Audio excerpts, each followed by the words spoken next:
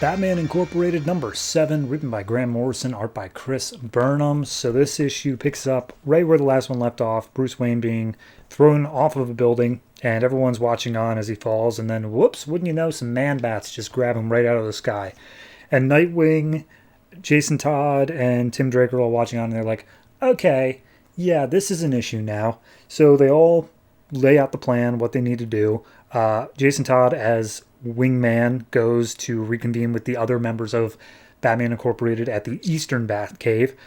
Tim Drake is going to follow the tracking signal that's inside Batman's belt, and Nightwing's just going to deal with whatever's going on here. But first we get a cutaway to a decaying whale in a giant vat by two people named Tractor and Spydra. And they call into Batwing just being like, yep, the beast was birthed here. It was inside this whale. And Batwing's like, okay, I'll pass that along. You guys need to get out of there, though, because there's company coming. And we see a whole bunch of man-bats and helicopters approaching. And Tractor and Spider are like, nope, we're staying and fighting. And Batwing's like, that's a very bad idea. And it's like, don't care. It's what we're doing. So we see Gordon is talking to Batwing, trying to tell him, like, hey, you're bleeding. You should probably go talk to somebody. As Nightwing is consoling Cyril, the squire to Knight, who died during the battle. And Nightwing goes up to Commissioner just being like, hey, Commissioner, you should know this is Talia al Ghul. She's targeting Gotham.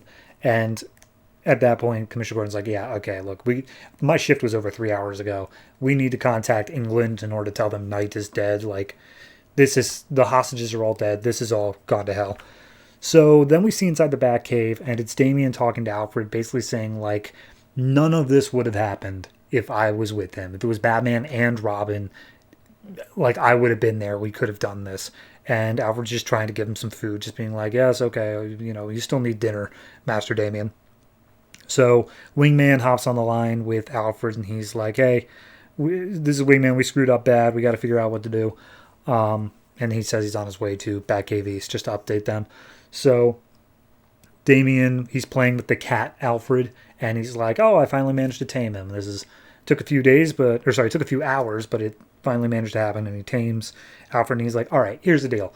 I've managed to suss out who that big guy is. He's me. And Damian gives the backstory on the big guy, who I know is named Heretic. Turns out that when Damian was being cast out of the Al Ghul family, he saw an artificial baby being born. And then apparently, in some stories we didn't see in this, they came across an illegal biofactory where a whale carcass was used in order to breed this artificial baby up to like an adult age. It hatched, and then they used a designer super people, a generation of designer super people, to test him and make him the best weapon ever. And that's what Tractor and Spydra were. And then now he is fully formed as Damian's kind of half brother, or even full brother. I don't know. All a bit confusing. So at that point, Jason Todd arrives at the Batcave, and Damian throws out there like, well, maybe Jason Todd is in league with Talia. After all, she was kind of responsible for bringing him back a little bit. And Alfred's like, nah, he still has too much to prove to your dad. It ain't him. But then we see Jason arriving at the Batcave. He is surprised by one of the other members of Batman Incorporated named Hood, who's like, hey, Batman Incorporated is over, and my first loyalty is to Spiral, as he shocks Jason into submission. So then we cut over to Talia, who's getting something out of a safe called Ouroboros, and it's from someone named Otto Netz, who, again, I think all this was beforehand, but apparently this is the meta bomb trigger, and it is able to trigger the meta bomb. I don't know what that means yet. I don't think they've set it up, but regardless, they have Batman's utility belt, and it's like, all right, well, this thing's signaling out for his allies. What do we do with it? And she's like, just leave it here. So then Tim Drake follows the signal. He ends up at the location just after they left. He sees the utility belt draped around one of the statues' necks, and then Talia activates a bomb, which blows Tim Drake out of the window. He's okay, though. So at that point, Tim Drake, he tries cutting over the radio, and he's like, hey, if anyone can hear me, they're on their way to Wayne Tower. That's where it's all going to go down. We gotta get over there. But no one's able to hear his message. At that point, a bunch of kids have gotten off of a local school bus, and they start with sharp pointed sticks and Molotov cocktails coming after Gordon and Nightwing, shouting Leviathan rises. So they're under mind control or something. We cut to Wayne Tower. A young girl and a security guard are talking in the doorway. Another security guard comes up, shoots the first security guard while screaming Leviathan rises. He's about to shoot the girl, but she manages to get away. As Talia enters, and he's forced to like stand at attention to give her proper space, and Talia's like, all right, Wayne Tower now belongs to Leviathan. Defend it with your lives. So he looks back for the young girl, can't find her. And then we see them carrying this safe all the way upstairs, and inside the safe is Batman. And Talia is just like, hey, we're on top of Wayne Tower. I'm about to drop you into your rooftop pool.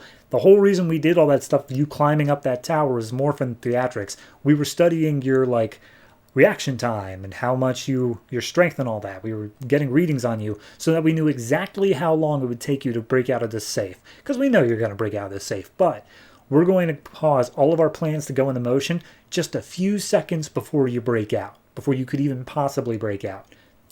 So that way you're still going to be too late no matter what. And so Damian, he realizes like this is going to be my mother's master stroke. She's going to be doing all of this now. That's why she's taking Batman. I need to get out there, Alfred, and you can't stop me. But Alfred's like, I'm not even going to try. You could tell him that you overpowered me, but here's your suit. And Damian starts getting dressed up. He tells Alfred to take care of his animals while he's gone. However, there is a vocal lock on the door, and Alfred's like, well, you're not going to be able to get out through that because you'd have to imitate your father's voice perfectly, which he does. And Alfred's like, oh, okay, sure. And so Damian makes his way over to a jetpack rocket suit that he's able to use to get there a lot faster. And yeah, next issue is a Bloody Robin symbol. And I know what happens next, but I'm not going to spoil it. So this is a kind of just more of a setup issue. It's just, okay, we have set up all the pieces to where we need them to be, but now we're explaining why they're all there.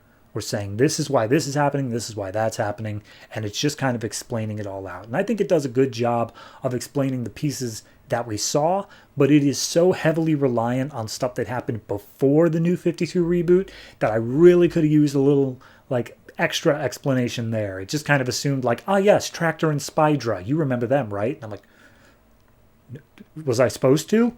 So couple issues, but I do think that is a pretty okay issue. I'm going to go ahead and give this one a 6.5. It's not bad. It's setting up some big stakes, but I do think they should have taken a little bit extra time with it. So, yeah, whatever.